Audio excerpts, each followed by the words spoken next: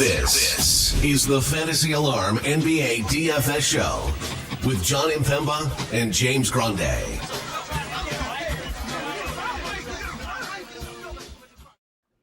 What is going on, FA Nation? John Impemba here with Keith Eister. Welcome into the Fantasy Alarm NBA DFS Playbook live show. We are here for the Monday DraftKings 3-game main slate. Keith was the man on your playbook today. He's got that live over on Fantasy Alarm for all of you to check out. Keith, 3 games, some news we're still waiting on. We had a midday downgrade for one of the few spend-ups on the slate. He was actually the cover of today's live stream, so I guess we'll see whether or not he plays. That's Anthony Edwards. If he doesn't suit up, obviously that changes some things and how we approach maybe some roster construction here, but how are you feeling about things, man? I don't know how I feel yet, to be honest, because we're still waiting on that news. Obviously, Right. The Anthony Edwards thing is huge. I think the Dillon Brooks thing is really huge too. Yep. And then if both Sacramento guys sick, Keegan Murray and Dennis Schroeder, like that's potentially really impactful as well. So all of the games are within an hour start time here. So like we're going to get a massive news dump, but the slate could change 2 or 3 times before we even hit roster lock here. Yeah, the 7 p.m. game is Sacramento, so at least we'll figure out that Schroeder and Keegan Murray news. They obviously have a pretty good matchup against the Pacers. They are road dogs there. Phoenix at the 7:30 matchup, so Brooks and Edwards. The news hopefully comes just before 7 p.m., but if you're building around, you don't have to wait too long. And then, of course, our 8 p.m. game, San Antonio and New Orleans. They're getting Stephon Castle back, the Spurs here tonight. I guess I'm kind of interested to see how that rotation sort of plays out because Dylan Harper has started to see his minutes increase slightly as he's returned from injury. They have De'Aaron Fox, so kind of figuring out sort of what a fully healthy Sans Wemby, who could be returning here shortly for San Antonio. They're big favorites tonight against New Orleans on the road. We do appreciate you guys all tuning in with us here. If you want to hit that like, share, subscribe button, our goal every show is to come out of here with 100 likes. Simple button there, hitting that thumbs up. If you do want to join the Fantasy Alarm YouTube channel, you can click that join button. It's $4.99 a month. You get some cool badges, emojis. You do get question member priority. So if you do ask a start sit question, DFS question for any of our live shows, not just the NBA, but NFL as well, we answer you guys first. And then once we hit 50 members, we're going to start doing some member-only content here. So we're going to be thinking of ways to get you guys more involved and make that subscription worth even more to you. So if you want to join, you can hit that join button at $4.99 a month. But either way, we appreciate all the support here each and every day that you guys bring to us. Jeff's in the chat every day saying good evening. Rick's asking for the play of the night. Well, we'll get to that. We're going to build an example lineup at the end of the show. And then Cordero wants to know what our thoughts are on Easton Thompson. We'll get there as well. Let's start at the point guard position. De'Aaron Fox is $9,400. Russell Westbrook, big jump down at 75. Gillespie, 67. Nembhard, 63. Fierce, 61. We'll just kind of leave it there. Fox obviously separating himself from a price standpoint, but does Castle returning worry you at all about spending up for Fox tonight? It doesn't worry me necessarily. I do think it impacts the ceiling a little bit. And when we're playing tournaments, that's the number one thing we care about. I will say it's only a 3-game slate, and raw points are potentially going to matter here. And De'Aaron Fox is in contention to score the most raw points on the slate. So if you're playing a bunch of lineups, you're going to have some De'Aaron Fox more than likely. I would not call him my favorite spend up. I would not call him my favorite point guard, but he's very much in play. I wouldn't try to talk anybody out of playing them. It's a great matchup against New Orleans, but I do think there are a couple of guys I prefer over him. Yeah, from an ownership standpoint, he's just getting 10% of their ownership. Now, obviously, that could change as we move closer to roster lock here tonight. But at least for now, people aren't really spending up there either. It is the next tier.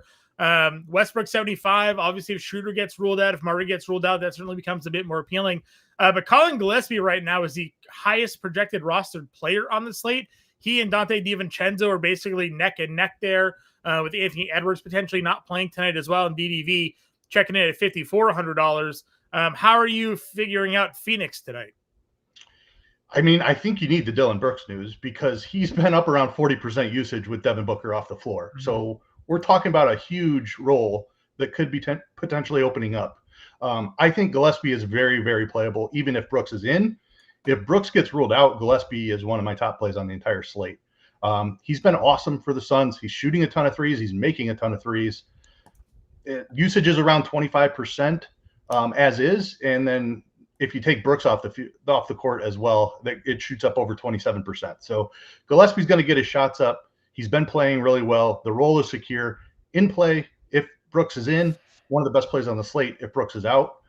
Nembhard, I think, is a safe play, and you can certainly play him. As it sits right now, Sacramento-Indy is the best game environment of the night. Both teams play fast. Not a lot of defense being played on either side. Nembhard in that game environment is really solid, so I certainly like him as well. DiVincenzo, I'm not hugely interested unless Ant sits, and then it's like you definitely just have to take a look there because he gets a nice little usage bump. If you were in Discord today, I dropped some of the numbers with Anthony Edwards off the court. DiVincenzo sees his by almost over 5.5%. His usage rate almost 3%. So nice little bump for Dante there if Edwards sits. And I skipped over Westbrook, but we need to pay attention to Sacramento as well because we saw Westbrook drop some absolutely vintage games when he was playing without Keegan Murray and Dennis Schroeder. Yeah, we did just get a Keegan Murray update. He is going through his usual pregame workout at the moment. So on the floor, seemingly on track to play. Well, not officially, but usually if they're out there when they're usually out there getting their pregame workouts, it's a good sign. But obviously, we'll keep you guys updated. Again, that is a 7:00 roster lock, so we will get that information prior to lineup lock here. Again, it's a small slate, so we kind of run out of players quickly to talk about. Where are you at Jeremiah Fears? I'm still concerned about the minutes stuff. Like it never feels comfortable with him. I think Jose Alvarado is a constant threat to take away minutes from him. I know it's been really secure here lately. 33 in each of the last 3. He's securely in the starting lineup at this point. The guys right above him, though, I feel so much better about them. Yeah. I wouldn't try to talk anyone out of it. Their ceiling is still there. It's a nice usage guy, but I do prefer Gillespie and Nembhard over him. If you are looking at value here, we had the question on Thompson earlier. There's Harper, Alvarado, Booyah, who could be somebody if Brooks gets ruled out here as well. Thoughts on the value tier? So if everyone plays, then I think we can have a conversation about Ethan Thompson. Okay. Hopefully value opens up and we don't necessarily have to consider that. First of all, I'm still concerned they start Matthews ahead of him. That may not be the case. And if Thompson is starting, then it's a 3K player that's probably secure for like 24 minutes at least. Mm-hmm. That becomes intriguing. I don't even know if I could have picked Ethan Thompson out of a lineup before he started the second half last game. He's a guy they signed off of the street, basically. Worked his way up through the G League. An awesome story. Congrats to him for making the league. But I mean, a couple of weeks ago, this guy wasn't on our radar at all. Now you have to pay attention to what he did in his last game. Really nice game from him. Congrats to securing maybe a few more days in the league, but doesn't feel great if all these guys are in, there's not much value on the slate. If everybody gets ruled out and we start talking about Dante DiVincenzo being a smash and some of these mid-range guys really jumping up, plus the Spurs stuff could not the Spurs. Who am I thinking of here? The Kings? Yeah, the Kings, but it just sounds like we may not get Kings value. So Thompson is probably playable, and if he starts, then he becomes quite playable. Sure. Definitely a name to keep on the radar for sure. Yeah, I mean, again, just looking at early ownership, and things can certainly change as we go. It's like everybody doesn't necessarily know where they want to go at the position because it's a smaller slate. There's going to be some more concentrated ownership. A lot of guys in the same pricing tier, like all those 6K guards, are kind of getting 30%. No one's really settling in. So kind of ask you about Fears. At least for now, from what I'm looking at, he's kind of right in there with DDV, Gillespie, and Nembhard from an ownership perspective. Not even really like a major pivot. Westbrook would actually be currently the ownership pivot of that group, and obviously he's a bit more expensive than they are there. If we do go on over to shooting guard, Anthony Edwards was a favorite play of ours this morning. Now the questionable tag pops up. Never a good sign. Where do you look to go here? Yeah, I mean, obviously Ant is like super important to how the slate plays out. If he's in, he has the highest ceiling on the entire slate, including guys like De'Aaron Fox and Pascal Siakam. I don't know exactly what's been going on with the shot volume recently. The New Orleans game was very weird. He had 6 shots. He took 6 shots the entire game. He only took 11 shots last game. We're talking about one of the highest usage players in the league here. I don't know if this is an illness that's been bothering him for a couple of days. I don't know. I think you just have to play him if he's in, because of the nature of the slate and the fact that he could put up 60 fantasy points when not many guys can do that on this slate.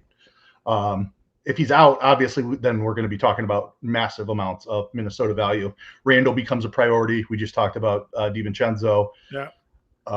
Obviously, and then Naz Reid and Jaden McDaniels get big bumps as well. So Edwards is a huge part of what's going to happen with this slate. Hopefully we get that news sooner than later.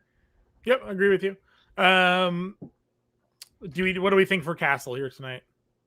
I assume there's going to be a minutes restriction. Hopefully we get some news on that, and he is too expensive if that is the case. Unless they say it's like a 30-minute restriction. I think it's probably going to be like 25 is where he settles in at, and that's just not quite enough at this price. Trey Murphy right there looks way better without Zion Williamson. Yeah, I agree with you. Our guy Iggy Gilbert put out some props here today. He liked the Murphy rebounds. Obviously he had a 15 rebound game in 41 minutes against Minnesota there. We know him more for knocking down threes. The shot volume's been great lately. Getting him at $7,800 here in the matchup against San Antonio. From an ownership perspective at this position, Murphy and Gillespie with the dual position eligibility. Mentioned Dylan Harper is getting a little bit of love here. Again, he only played 23 minutes, but it's one more minute than he's basically been ticking up for the last 4 games. Despite shooting poorly, he still had a 26% usage rate in that game. What do we think that the Spurs do with their guard rotation here? Yeah, I don't. It's interesting to see if Castle starts right away, and that would kind of let you know that there's a little bit longer leash as well. It's really interesting. I'm not sure Harper can still find 26% usage playing alongside De'Aaron Fox and Stephon Castle.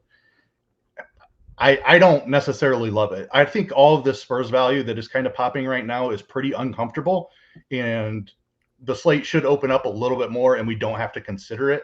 But guys like Harper and Cornette and Sohan, I know you're going to talk about your guy, Harry Barnes. Like some of that is pretty uncomfortable right now. Hopefully we get better value right now. Let's not call him my guy. Okay. We're just taking a prop for his today and hoping that the matchup lines up and the stars and the moon and all that. Grayson Allen, obviously, if Dylan Brooks is out, becomes a pretty interesting spot there. 65 for him.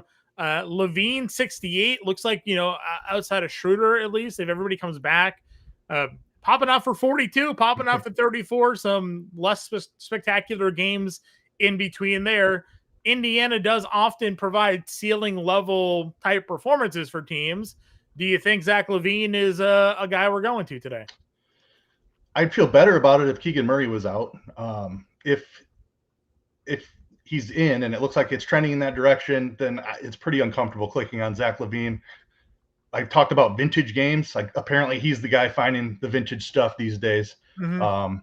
I don't hate chasing it because it's only 3 games. On a full slate, I'd be like, I wouldn't count on it. But on 3 games, you're looking for a pivot. I don't mind it. Okay.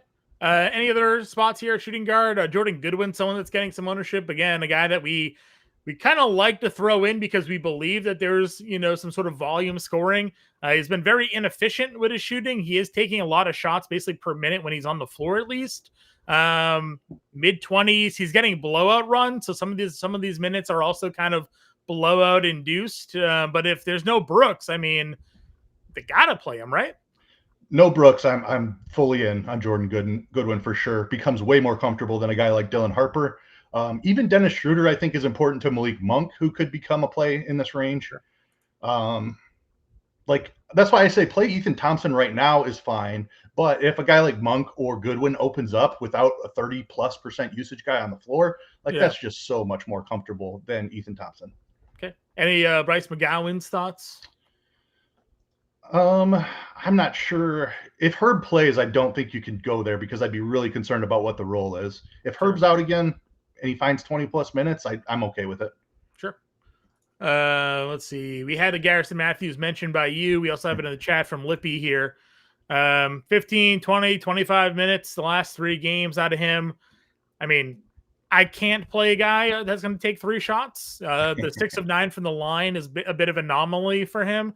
He is mostly a 3-point shooter. So if he's not taking 8 threes, I don't feel great about it, but I will say if all 4 Q-tag guys play and you're looking for a pivot off of Thompson, I don't hate it. It is gross. It's uncomfortable. He's probably going to score less than 20 DraftKings points. But if he makes 5 threes, maybe he gets extended a little bit. 25 minutes wouldn't be out of the question. 15 points wouldn't be out of the question. Like, there is a path to him being useful on a 3-game slate. It's gross. It's uncomfortable. It's the deepest of tournaments only, but I wouldn't tell you absolutely not. Sure.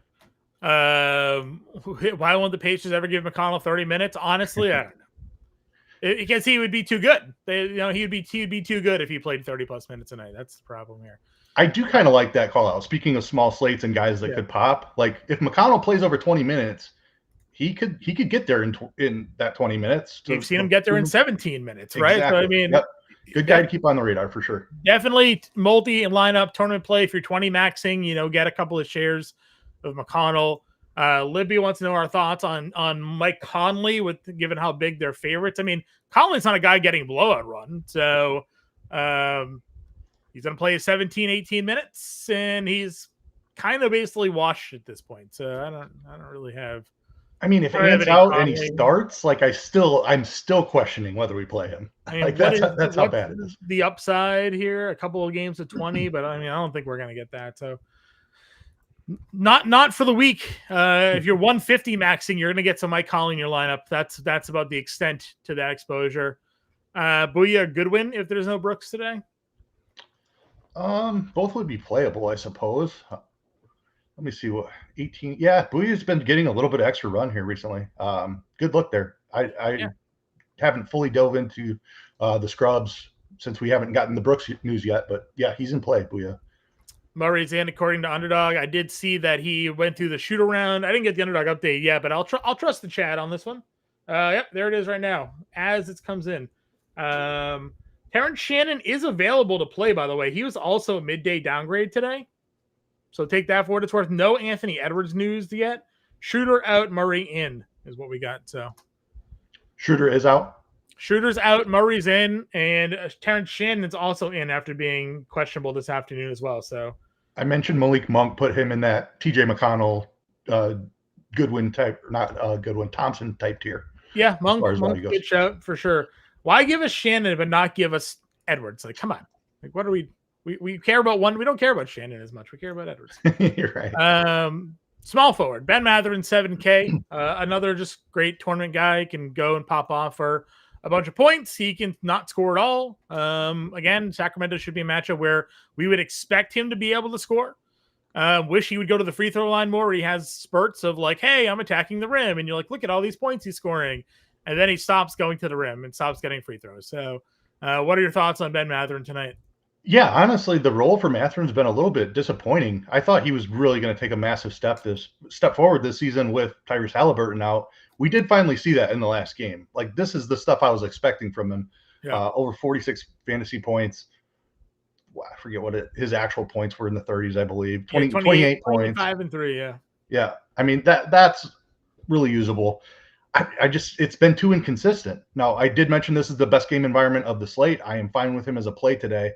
I don't hate pivoting off of him because I think he's going to be fairly popular.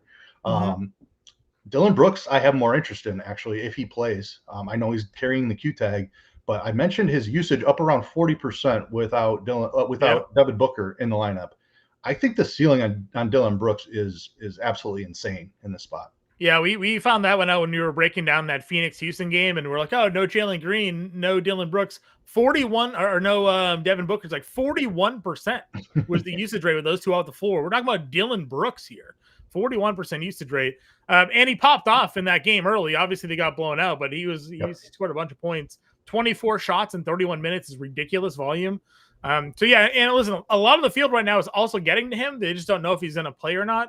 But Minnesota defensively hasn't really been anything too great. He'll probably get McDaniels on him defensively, which is obviously a tougher matchup for some. But otherwise, I would have no problems going with Dylan Brooks there. I also like Sadiq Bey. I mean, I understand the price keeps coming up on him, but he keeps scoring. The minutes are good. I don't think Herb Jones is taking him off the floor. They need people to score the basketball right now. And no one's playing Bay. He's only 14%, 15% right now. Compared to the rest of the field, that's like half of everybody else. Would you take a look at Bay today? Absolutely. Love that shout out from you. The role seems really secure to me as well. Like he's just played too well for them for Herb Jones to come in and take minutes away from him. I kind of think they start together, and it's McGowan's who takes a seat on the bench. Like start Herb at the 3 and Bay at the 4, or vice versa, whatever it is. The position doesn't really matter. I think they're both in the starting lineup. And Bay's been awesome. Like you said, he's scoring a bunch of points. He's popped off for big rebounding games. Yep. That has come down a little bit with Trey Murphy back. I think it's also Zion's not an aggressive rebounder, and Bay was just kind of being the aggressor in that spot. Now that Zion's out, I think it actually hurts him from a rebounding perspective. Yeah, they got Messi back too a little bit. He's been boarding a bit. But I don't think it's out of the question that Bay gets 10 rebounds in this spot. No.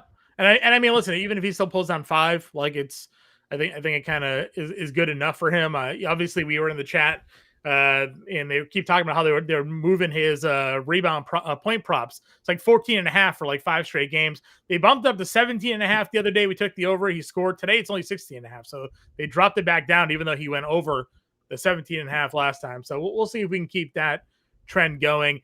I took the under on DeMar DeRozan points. This may come back to bite me, but it was 18.5. He's not shooting the ball all that well from a volume standpoint, deferring.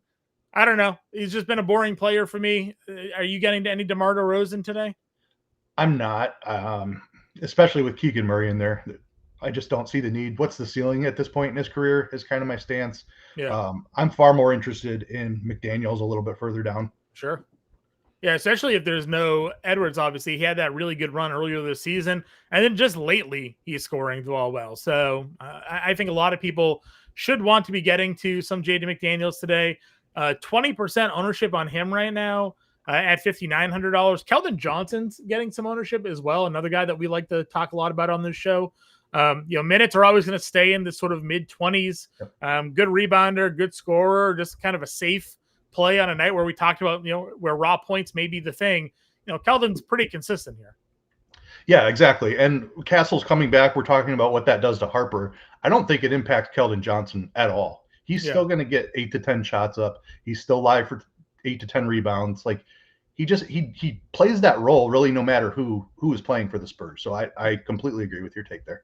Yep. Champagny could be someone that loses some minutes out with Castle coming back. Yes. Again, they had moved him into the starting lineup. We talked Goodwin already. We did have a question on Ryan Dunn. It's sort of all like the Brooks fallout, right? If Dylan Brooks doesn't play, there's Ryan Dunn at $4,400 here. They've gone back and forth about starting him. He's a good defensive player. Never a great scorer, as you can see from the scoring volume. But if he does start, if there's no Dylan Brooks, like maybe there's a path to him just kind of like doing enough to pay off $4,400. Yeah, maybe. He just doesn't shoot the ball. Yeah, he's only a 12% usage rate. It's horrific. But I mean, and I checked it just because I was curious. With Booker, Brooks, and Green all off this season, now we're only talking about, where is he here? 80 minutes for Ryan Dunn. Yeah. Usage rate 12.5%. Did not move. Did not move. It's not good. No, he's not there to score the basketball. He's there to play defense and rebound, and then maybe he falls into a 3 or something like that. So, but again, when a big piece, when a 40% usage rate guy goes off the board, like, something comes up. But there was another Libby put in the chat, and we'll talk about that at power forward that I do like. Any other small forwards for you? No, I think we covered it all. Alrighty. And listen to Jordan, guys. Our goal every show is 100 likes. There's over 300 of you in the chat right now. Hit that like button. Get us to 100 likes. It's super appreciated. If you're not yet a subscriber to the show, we do lives every day at 5 p.m. Eastern time to break down the main slate. We do preview shows each and every night as well. So we're never leaving you guys hanging for these PFS slates. Power forward, Siakam, $8,800. When we did the preview show last night, Grande said he was one of his favorite plays of the entire slate. $8,800. If Edwards goes away, I mean, talk about ceilings, coming off 56 fantasy points against the Kings here now. Hard not to like Siakam at $8,800.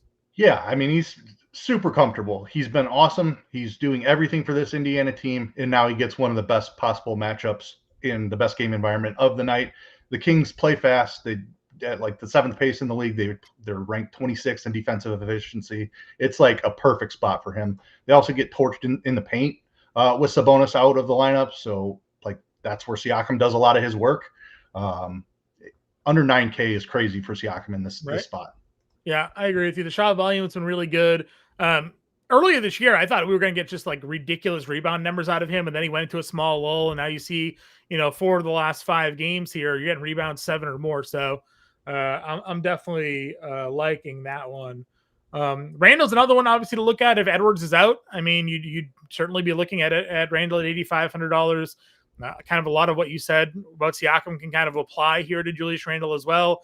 Fills the stat sheet, can get you double doubles, get you triple doubles, can score the basketball. Say Edwards gets out tonight. Do you have a lean Randle versus Siakam? Both is the answer. Yeah, probably right. Yep, probably the way you go. Keegan Murray being in $7,200 for him. You also have Bay that can be played here. Naz Reid's been really good. He's $6,100. Thoughts in the mid range? Let's see here. Where are we at? Power forward. Sorry, I lost my. No worries, man. Real quick, Bob, I would play 4 from the same team. That's fine. Small slate. You can get there. Yeah, for sure, especially on a smaller slate. Murray's interesting. He was really popping when he first came back. Has slowed down a little bit. Now he had the Q tag all day. Like, I don't think anybody's going to play him, but he does have a couple of 50s on his game log already. So large field tournament, I don't mind taking a shot there. Naz Reid is playable anytime because he can fill it up in a hurry. I have a ton of interest if Anthony Edwards does not play. He's one of those guys I mentioned get a pretty significant usage bump, almost 4%, up to 26% usage for Naz Reid without Anthony Edwards on the floor this season. Yeah, and obviously he's been great with Edwards playing these last couple of games, looking much like the 6th man of the year that he was a couple of years ago. I toyed with the idea of taking his 3-point prop tonight. It was at 2.5 as well. Obviously knocking down threes at a pretty good rate, taking a lot of threes at a good rate as well. And, but Phoenix it's like 8th fewest 3-pointers allowed per game. So, obviously I guess if Brooks gets ruled out, that changes their perimeter defense a little bit more, but I wanted them to be a little bit less stingy with the 3. We had the comment on Royce O'Neal. This is someone I would certainly look at if Brooks was out. Highlighted on the preview show. We had a little stretch earlier this year where there was no Brooks and no Edwards, and he was actually scoring the basketball pretty well. So I don't mind Royce at 57. I'm with you there. He does a little bit of everything too. So if you can find that usage bump for him, he can get there pretty quickly. So, and the minutes should look really good. I would expect him to start for Brooks. Yep. Agreed with you. $5,700 for him. Harrison Barnes. I wrote up his 3-point prop today. It's plus 150 over on BetMGM. So it's not like this is any sure thing. But the New Orleans Pelicans are allowing the most 3-pointers per game to their opponent. Harrison Barnes coming off a couple of games ago where he knocked down 7 of them. So we need over 2.5 to hit the plus 150 tonight. In general, though, on a small slate, if he does pop off, I mean, no one's playing him. So there's at least an ownership leverage there potentially. They do play him a lot of minutes. So like he's kind of unaffected by Castle returning. They just like Harrison Barnes as a floor spacer on this team. So maybe he takes advantage of the matchup today. Yeah, I like the shout out for sure. As far as a DFS play, I don't love it unless everybody's in. If Ant plays, Keegan's in now.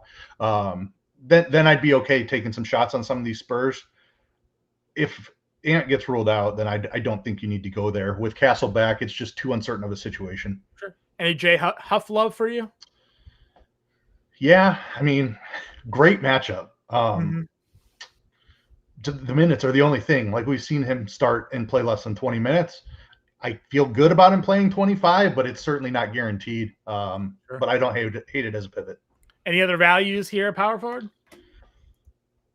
Makovich maybe is a guy you could keep an eye on for the Pelicans. If Herb's ruled out, maybe he finds his way into some more minutes here. Certainly not looking great right now, but just another name to throw out. Sure. And then we'll head on over to the center position here. Your highest rostered center is Nas. It's Jay Huff. Luke Cornett now up to 25%. He's $4,900. So nobody's playing Derek Queen because even at times the Pelicans aren't playing Derek Queen. Gobert at 6K. No one's getting there tonight. What are your thoughts at center? Yeah, I didn't see that number on Nas, but you're right. I'm seeing him pretty highly owned too, even with Anthony Edwards in projections currently. Yeah. So that number is going to skyrocket if Anthony Edwards gets rolled out. Agreed. And I can't say that it would be wrong. I'd still play him. But I do think there are some very interesting pivots. Derek Queen, because if he plays 30 minutes, could absolutely go crazy. 40 fantasy points, absolutely in the range of outcomes. I think Mark Williams is that type of guy as well. Super low floor, has not done it very often, but we have seen a couple of 50 fantasy point games from Mark Williams on a small slate. Nobody's playing him. Like, why not take a shot there if you're in a deep tournament? Are we taking the rookie? Started last game, 25 minutes, doubled. What do we think here right now? See, that's the ownership number that's come down. I expected him to be just chalk. I agree. At 5K on a small slate, I thought everybody would be going here. Pacers have been terrible against centers. I mean, I was prepared to jam in like 50, 60% of Reno and in my lineup. So 20% is a number that I'm seeing right now on ownership. That sounds fantastic. I'd be double the field on that in my 20 honestly, the way like your roster builds are coming today too, and as weak of a position as center is, I kind of agree with you. I think the only thing that is maybe changing this now is that if there's no Edwards, you're playing Nas, you're playing Randall, and you're going to be playing Siakam. And then that just like kind of eats your power forward and center spots. Yep. But I mean, like, you can play one at forward, you can play one at util. Like, you can easily play all four of those guys today. Randall, Nas, Reed, and right now, and build a lineup. So I don't really see why that ownership is where it is. On a small slate, 20% really isn't that highly owned. So I'm kind of with you there. Anything else for you? I mean, there's not many other real options. Isaiah Jackson's getting a little bit of love here tonight. He's also just super inconsistent. Could just be a small slate play, but nothing else really jumping off the page to me. No, just one other name we should have probably talked about him at power forward is Sohan. If Cornette gets ruled out, he played a little bit of center last game, got up to 24 minutes. He didn't do great. He was still under 20 fantasy points, but I do think you could take some shots there if you're desperate for value and Cornette is out. Sure. I think I saw something for Cornette. Let me see here. Keegan, Shannon, Hero. I thought I saw something on Cornette earlier today. Maybe I didn't. He was at shoot around today. Maybe that was what I saw. He was at shoot around. Yeah. So right, yeah. I mean, we've definitely seen guys be at shoot around and not play. Right. That happened with Duncan Robinson last couple slates ago. So, all right, guys, we do appreciate again all that support. We'll build an example lineup for you. If you're not yet a member of the Fantasy Alarm family, we have 50% off our first month. FantasyAlarm.com/win. You can go ahead and take advantage of that. FantasyAlarm.com/YouTube. Promo code YT50. Too many links here, Keith. FantasyAlarm.com/YouTube. Promo code YT50 will save you 50% off your first month. That's $19.99 for the first month. You get access to everything on site, not just our NBA DFS, but our NBA betting, DFS seasonal, all of our NFL content, all of our NHL, PGA, MMA, MLB is right around the corner. So you get that for 50% off your first month. Or the QR code up on the top left, that's NBA 20% off each month. So you can go ahead and take that one as well. You can scan that QR code. That's FantasyAlarm.com/NBA. All righty, let's get a lineup going here. I think we're both kind of in agreement that we're going to go Maxime here, right? So do that. Probably Siakam and Nas, right? Just play them both. Yes. Yep. And I like these guys so the way the slate is set up, this Minnesota game is 30 minutes after. So there's a potential that we might get the Anthony Edwards news right at roster lock. At 7:00. Like, that'd be a common occurrence. So playing some of these Minnesota guys, I'll throw Jaden McDaniels into this mix as well, who aren't necessarily the greatest on paper plays right now. Like, to make sure you have significant exposure to them, I think going into, like, if you're building 20 lineups before lock and don't want to have to scramble to jam a bunch in after lock, I think just starting with them is perfectly fine on this slate. Yeah, I agree. Is Gillespie the point guard for us? Yeah, Gillespie's the other guy in that because he's a smash. If Brooks is out, Gillespie's one of the best plays on the slate. All right, so this is the core build we got right now. The full lineup will go in the Discord. Gillespie, McDaniel, Siakam, Reno, and Reed. gives us some flexibility with the Edwards Brooks news here, which we didn't just get, unfortunately. Son of a gun. Hope we were. Again, we appreciate you guys tuning in. Hit that like, share, and subscribe button. Full lineup goes in the Discord. The link to the Discord's in the description of the show. Check that out. We'll have the preview show. Just 2 games tomorrow. Grande said he's going to go live. I guess we'll wait and see if that happens. But we will have a preview show for you guys for the 2-game slate. Good luck tonight, everybody. We'll catch you later.